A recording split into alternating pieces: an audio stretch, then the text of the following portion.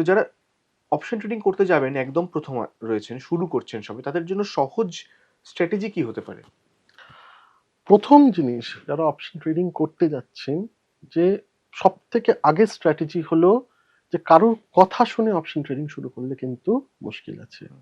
Futures and option unfortunately এটা খুব zero sum game, and আপনাকে কিন্তু মাফ করবে না। মানে আপনি যদি একটা ভুল করে ফেলেন, তার খেসামত আপনাকেই দিতে হবে। তো কারোর কথা শুনে ফিউচার অ্যান্ড অপশনে ঢোকা একদম পুরোপুরিভাবে মানা। দ্বিতীয়ত, সেফেস্ট স্ট্র্যাটেজি ফিউচার অপশনে হলো জানা কোন দিন আমি মার্কেটে থাকবো না। লস মেকিং ডেজ, মানে মোস্টলি আমি যেটুকু আমার এক্সপিরিয়েন্স আমি দেখেছি যে মানুষের এরকম না কিন্তু যে তারা ইনকাম করছে না, প্রবলেম হলো ইনকামটাকে সাস্টেন করতে পারছে না।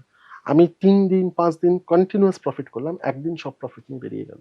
এইটার মেজর কারণ হলো না জানা যে স্টপ লস কোথায় রাখতে হবে। এটার মেজর কারণ হলো না জানা যে কতটা আমাকে পজিশন সাইজিং করতে হবে। আর একটা হলো যে কোন দিনগুলোতে আমি ট্রেড করব না।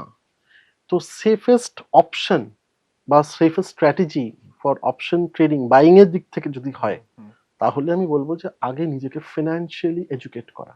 আর যদি কেউ সেলিং এর দিক থেকে আসতে চায়, মানে সেলিং সাইড থেকে শুরু করতে চায়, তাহলে আমার মনে হয় যদি এটা শর্ট স্ট্র্যাঙ্গেল, মানে জাস্ট আমি ইনিশিয়ালি থিটা ডিকে, মানে গ্রিক্স এর মধ্যে জাস্ট টাইম ভ্যালুর যে ডিকেটা আছে সেইটুকুকে নিয়ে আমি দেখতে চাই যে অপশনে কেমন কাজ হয়।